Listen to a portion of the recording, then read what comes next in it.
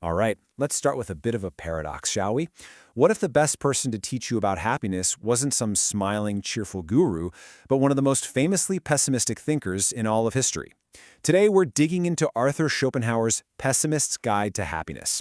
I know, it sounds like a total contradiction, but as you're about to see, his incredibly bleak view of the world actually leads to some surprisingly practical and pretty profound ideas about what it really means to be content. You know, to really get Schopenhauer the philosopher, you kind of have to meet Schopenhauer the man first. And who better to introduce him than his own mother? In a letter, she just laid it all out for her teenage son, Arthur. She found him unbearable, a disagreeable know-it-all. And this wasn't just some teenage phase, you know? This was his personality. He genuinely saw the world as a dark, painful place, and he was not shy about letting everyone around him know it. And that really brings us to the core puzzle we're trying to solve here. I mean, if the person who literally brought you into this world can't stand you, and if you think life is just fundamentally about suffering, what could you possibly have to say about happiness that's worth listening to? Well, it turns out a whole lot. We just have to be willing to completely rethink what happiness even is. To get there, we first have to understand Schopenhauer's diagnosis of the human condition. He believed that deep down, we're not these rational beings searching for truth. No, not at all.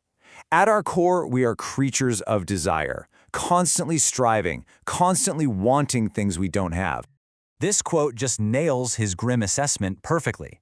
He saw life like a balance sheet, where the expenses, all the pain, the striving, the loss, always outweigh the profits. For Schopenhauer, just being alive was fundamentally a bad deal. So what does this life of constant striving actually feel like? Schopenhauer argued we pretty much live between two poles. On one side, you've got suffering.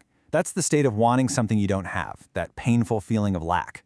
And on the other side, you'd think it would be happiness, right? Nope, it's boredom. That's the emptiness you feel once a desire is finally satisfied, right before a new one rushes in to take its place. And this metaphor just brilliantly illustrates his whole idea. We are constantly swinging.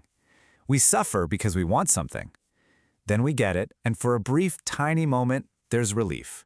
But that relief quickly sours into boredom, which then pushes us to find a new desire, starting the whole cycle of suffering all over again. It's just a relentless, exhausting pendulum. So if life is just this pendulum swinging between pain and emptiness, where does happiness even fit in? Well, this is where Schopenhauer gets really radical. He argues that we have it all wrong. Happiness isn't some positive force that we add to our lives. It's actually a negative one. This slide really makes the difference crystal clear. The common view, right, is that happiness is about adding positive things. You buy the house, you get the promotion, you fall in love. Schopenhauer completely flips the script. He says real happiness is about subtracting pain. It's the relief you feel when a source of stress or suffering is finally gone. So the crucial point is this. For Schopenhauer, happiness isn't a destination. It's more like a temporary ceasefire. It's that quiet moment after a headache finally stops, the calm after you solve a nagging problem. It's not the presence of joy, but the absence of suffering. And critically, it's always fleeting, because that pendulum is always about to swing back. He had this fantastic analogy to explain why we so often miss these little moments of happiness. Think about it. You never walk around actively feeling the perfect health of your liver, right? But you are acutely, painfully aware of that tiny blister your new shoe is rubbing on your heel. Pain demands our attention. Well-being doesn't. It's just there, and we don't even notice it. And this idea gets validated in the most extreme circumstances imaginable. Primo Levi, writing about his experience in Auschwitz, didn't describe happiness as finding some joy. He described it as this: a negative, fleeting ecstasy from the cessation of pain. I mean, what a powerful testament to the idea that the greatest relief we can feel comes simply from the removal of immense suffering.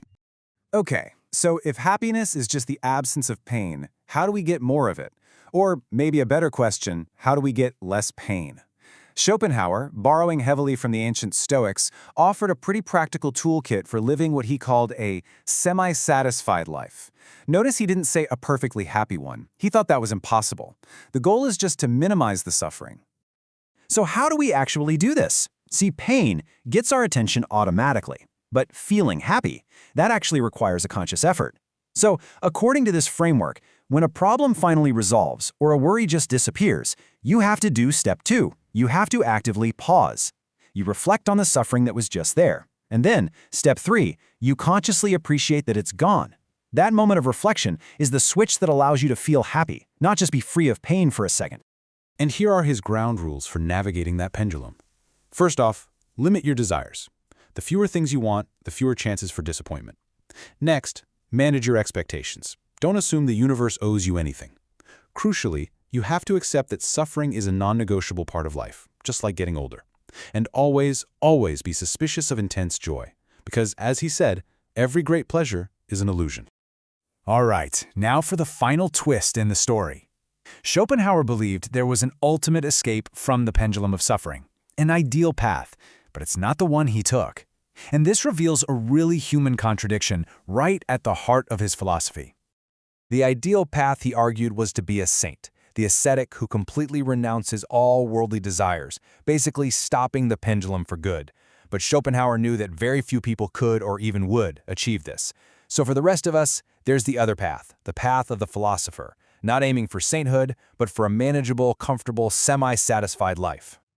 And what did that semi-satisfied life look like for the master of pessimism himself? Well, honestly, not so bad. His daily routine was one of creature comforts. A cold bath? Sure. But also 30 minutes of flute practice, a big meal at a nice hotel, an afternoon nap, a walk with his beloved poodle, an evening cigar, and a solid 9 hours of sleep. This was not the life of a suffering saint. This was the life of a man who had figured out how to manage the pendulum. Which leaves us with a final question. In a world that's constantly telling us to chase endless growth, more joy, and all these peak experiences, Schopenhauer offers a radically different goal. Not perfect happiness, but a semi-satisfied life. A life of managed expectations and appreciated moments of peace. It might not be inspiring, but it might just be realistic. The question is, for you, is that enough?